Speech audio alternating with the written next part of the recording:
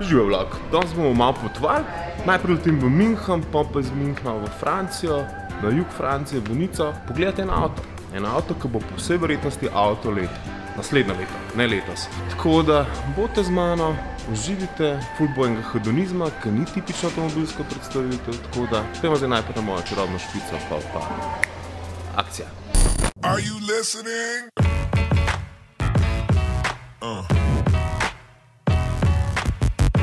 You crazy mother.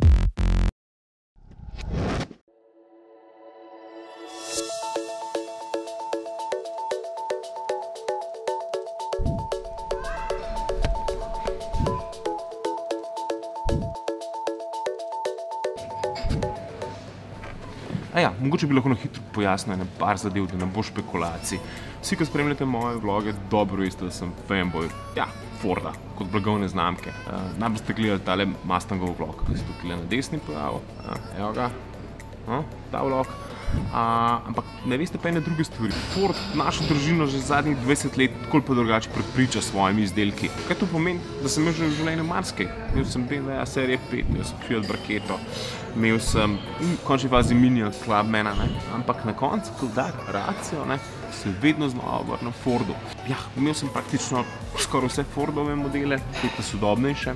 Imel sem MK1, Ford Focus, torej prve generacije, Forda Focusa druge generacije, C-Maxa, pa Forda Rangerje, tako da I'm a Ford guy. Živijo. Jutro.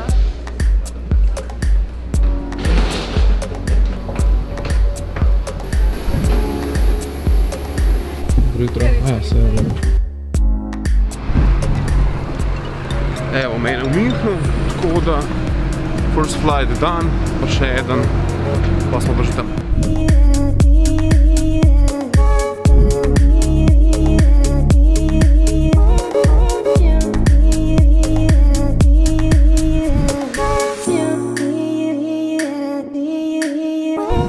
Evo, prišel sem, zdaj pa najdem še ljudi od Forda, zmaga čista.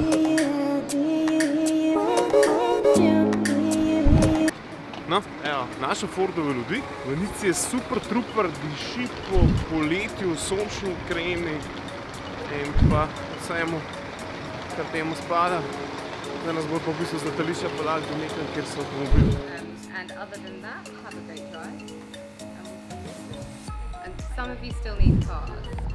Tako nekako. Avto sem dobil sem karavana, sicer sem hotel pa unga STA modre barve, ampak kaj čem takle imamo. Tudi tale rdeč bo v redu, Ole je z mano. En Nemc, ki ima zelo finski ime, tako da to je to. Vidimo se na poti.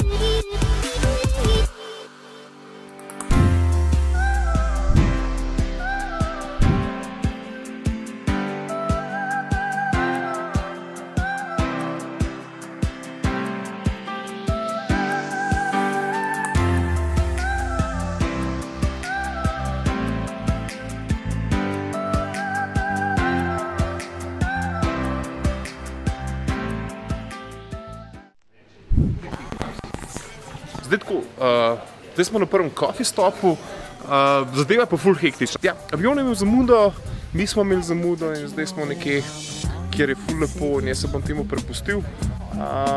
Tako da bom malo več o avtu pol povedal.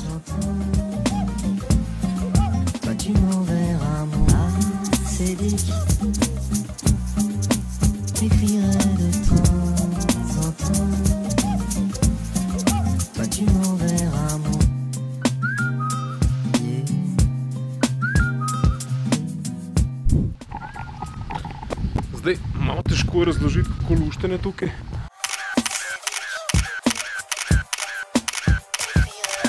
Ampak res je v bistvu ful lepo. Zdaj, koliko lepo je. Čisto domač lepo je, tako da... Ja, stavili smo se za 10 minut, da smo malo natankali energije. Zdaj pa letimo naprej.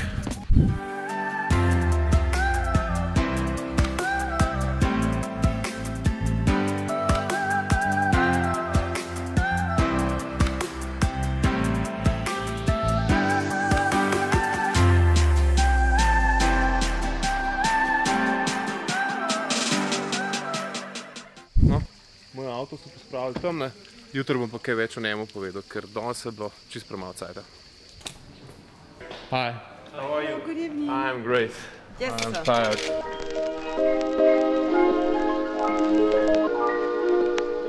La mer.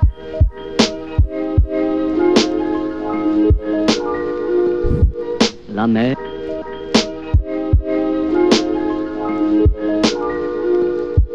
La mer. On va danser le long des golfes. On va danser le long des golfes.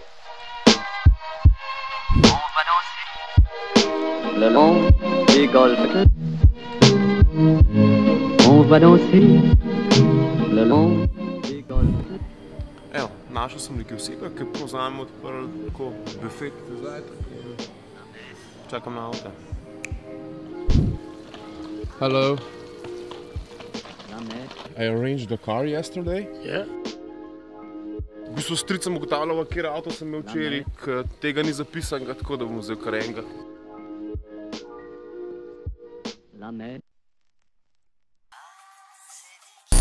Evo, končno sem malo sam z avtomobilom. Kaj to pomeni?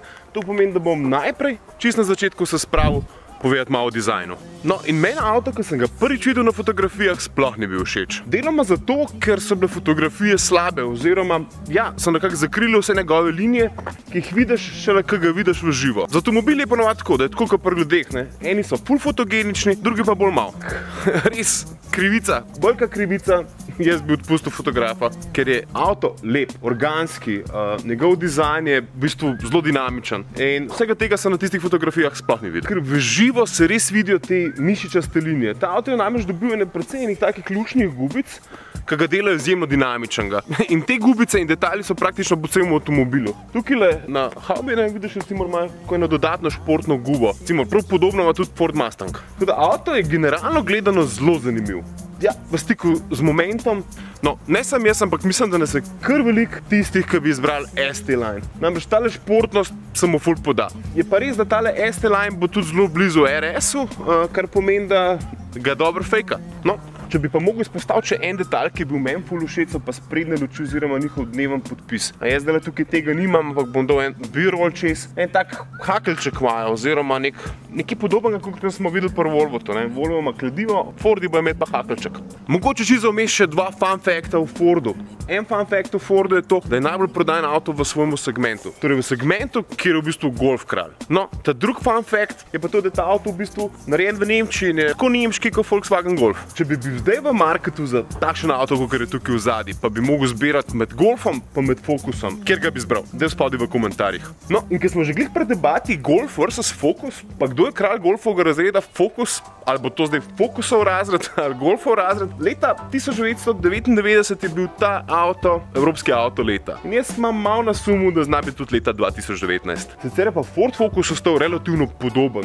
Zrastel je recimo karavan za nekih 10 cm, ta navadna različica pa samo za 3. Kar je pomemben je to, kaj se je zgodilo med prednjimi pa med zadnjimi kolesi. No, tukaj je pa kar za 5,3 cm več prostora. In teh več prostora se predvsem pozna na zadnji klopi in pa pri karavanu v prtljažniku. No, in ko sem glih pri prtljažniku, ta navaden Ford Focus ima 375 litrov. To je toliko Volkswagen Golf. Kar je velika razlika, je karavanska različica Forda Focusa. ta je pa kar orang. Karavan naj bi imel največji prtljažnik v svojemu razredu, kar 608 litrov jih je. Tudi zaradi tega, ker so pri Fordu naredili par trikov. To so dosegli pri Fordu tako, da so amortizerje pomaknili ful bolj naprej, tako da so malo drugače vpeti in dobili so tukaj polne take zelo ravne površine oziroma zelo omaknjene koloteke. 608 litrov, čestitam. To je v bistvu to, kar se tiče zunanjosti. Vsak maler ima svoje oči, ali vsake oči ima svojega malerja. Zdaj, kar se tiče motorja, pa matematika ful preprosta. 2 bencinska, pa 2 dizelska motorja. Tista 2 bencinska, oba dva sta trovaljna. Ford sploh ne bo več 4-valjnika v delu, ampak se je odločil, da bo svoje motorje downsizal. Torej 3-valjnika, tam do 182 konjev gresta, predvsem 1.5 182 konjski, ker v tem avtu je prava pesem. Poezija. So pa te motorji zdaj ratali ful pametni in zelo drugačni, kot so bili pred časom, kar pomeni, da zna tale Ford Focus za mano en val tudi ugasiti in s tem varčevati z benzinom. So pa pri Fordu ful ponosni tudi na svoje dizle, ker so baje ful čisti, obstajata 2, 1.5 pa 2.0, taka šparovčka, če se kaj dobro spomnim Focusov. No, mogoče bi mogel še par besed o asistenčnih sistemih po raznih zadevah povedati. Ford je tukaj naredil en ful velik napredek in obljublja, da bo serijsko avtomobilih ponudil že ful ene robe, ki bo preprečevala recimo nalete ali pa prepoznavala kolesarje in tako naprej. Tako da avto bo tehnološko ful založen že v samem štartu. Med drugim obstaja tudi aplikacija za svojega Ford Focusa, kjer ga lahko nadaljavo zaklenaš, preveriš količino benzina v tanku in tako naprej. Tako da ta avto je res tako že prav en tak mali gadget. In tudi tako en mali gadget je meni ful všeč, ker v teh cajtih avto, ki ga ne bi mogel s telefonom vse malo pošlatati, ni ta prav avto. In meni se zdi, da ravno v teh nekih mehkih detaljih, ki pridejo skupaj v eno celoto, Ford dela v bistvu presežek s tem avtomobilom. Kar se tiče notranjosti, se mi pa zdi, da so pri Fordu tudi v notranjosti naredili precejšen presežek ali pa preskok v primerjavi s predhodnikom. Armaturna plošča je res lepa.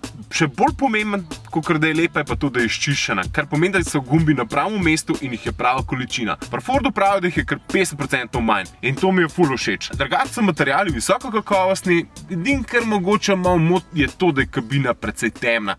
Sploh v ST liniji, ki ima še črn strop. Ja, tukaj je res temno. To je to. Zdaj gremo pa še malo po francoski Provansi, pol pa letališče pa dan.